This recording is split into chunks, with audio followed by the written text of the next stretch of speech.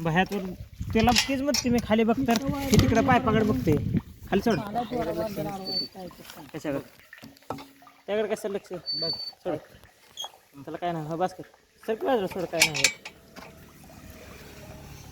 बाहेर एवढं नाही तर 2-4 येड झालं मी लय जाम बसतो हे लय येड मारल्यावर काठी आवडत नाही बरोबर